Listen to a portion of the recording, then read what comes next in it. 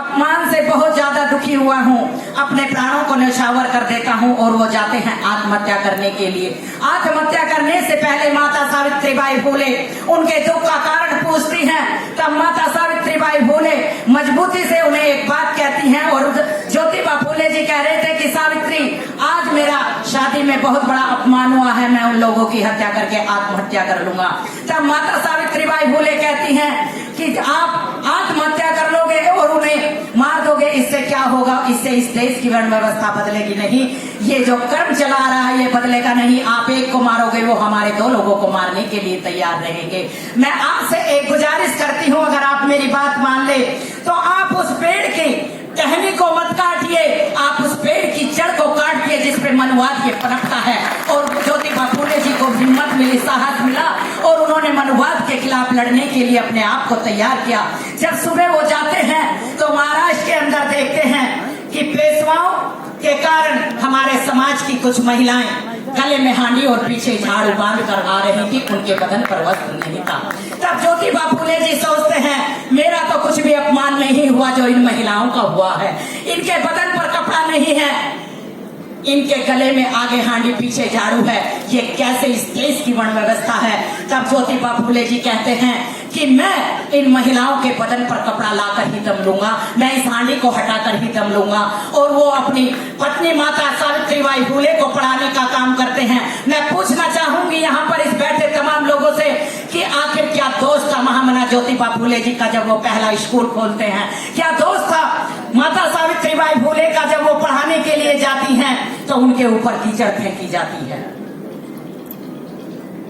क्या उनका ये दोस्त था कि महिलाओं को पढ़ने का अधिकार नहीं है, इस देश के शूद्र अछूत लड़कियों को पढ़ने का अधिकार नहीं है, उन्हें कपड़ा पहनने का अधिकार नहीं है, उन्हें केवल पैर की जूती समझा जाए, उन्हें केवल जुए में हारा जाए? लेकिन महामना ज्योतिबा फूले जी अपनी बात पर अड़ग रहे और जब सावित्रीबाई फूले जी पढ़ाने के लिए जाती थी तो वो एक साड़ी अपने बैग में रखकर लेकर जाती थी। यहाँ जो भी महिलाएं मुझे सुन रही हैं वो जाकर दूसरी महिलाओं से इस बात की चर्चा जरूर करना।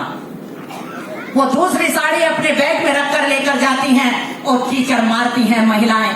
वो कीचड़ मारने वाली कौन थी या उन्हें उकसाने वाला कौन था? वो कोई मुसलमान नहीं थी, कोई ईसाई नहीं थी, कोई सिख नहीं थी। अरे वो कीचड़ मारने वाली थी तो इन व्यवस्था की जनक थे।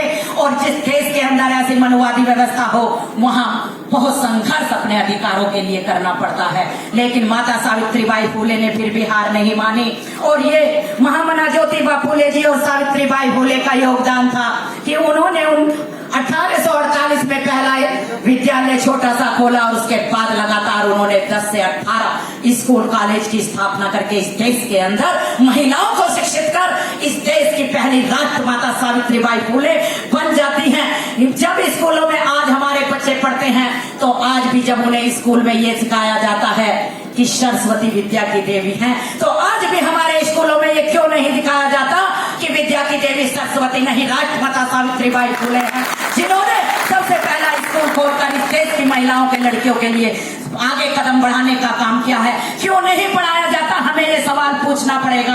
हमें उनसे पूछना पड़ेगा कि विद्या की देवी सरस्वती है, सरस्वती कौन से स्कूल कौन से कॉलेज में डिग्री लेकर आई थी? कितने स्कूल सरस्वती ने खोले थे? आप सवाल पूछोगे, आप तर्क करोगे। यही काम महामना ज्योतिबा फूले जी ने किया, यही काम बाबा साहेब डॉक्टर बी.आर. अम्बेडकर जी ने किया, यही काम तथागत भगवान गौतम बुद्ध ने किया। तो आओ हम सब मिलकर तर्क करें और उनसे सवाल पूछे कि सरस्वती कौन से स्कूल में कितनी डिग्री लेकर आई थी, कितने स्कूल खोले थे। ये कहना बंद करो कि विद्या की देवी सरस्वती है, ये कहना चालू करो कि विद्या की देवी राष्ट्रमाता सावित्रीबाई फूले है। ये हमें कहना पड़ेगा।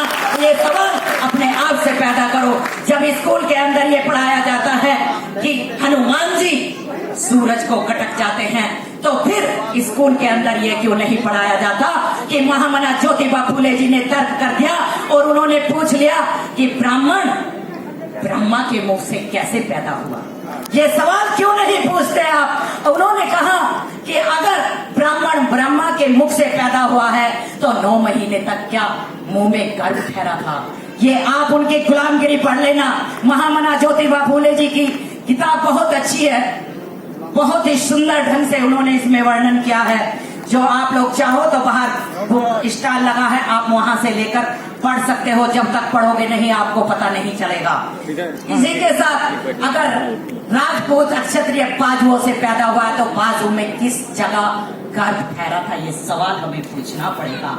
अगर दूसरे लोग वैश्य जंगाओं से पैदा हुए हैं तो जंगाओं में किस जगह गर्भ ठहरा था। अगर हमें ये पढ़ाया जाता है कि मछली के पेट से बच्चा पैदा हो सकता है तो फिर स्कूल के अंदर ये क्यों नहीं पढ़ाया जाता कि इसी गलत तर्क को तर्कहीन बनाने के लिए इस देश के अंदर महामना ज्योतिबा फूले जी पैदा होते हैं और उन्होंने कह दिया कि कोई किसी के मुख से पैदा नहीं होता, कोई बाजुओं से पैदा नहीं होता, कोई जंगा से पैदा नहीं होता। अरे पैदा होता है तो एक महिला अपने बच्चे को, कुदरत के जो नियम है, जो कुदरती नियम है, वहीं से बच्चे पैदा होते हैं, किसी के मुख से कोई पैदा नहीं हुआ करता। ये सवाल हम क्यों पैदा नहीं करते, ये हमारी सोच तब आगे बढ़ेगी। और बात आती है महामना ज्योतिबा फूले जी के बाद, क्योंकि माता सावित्रीबाई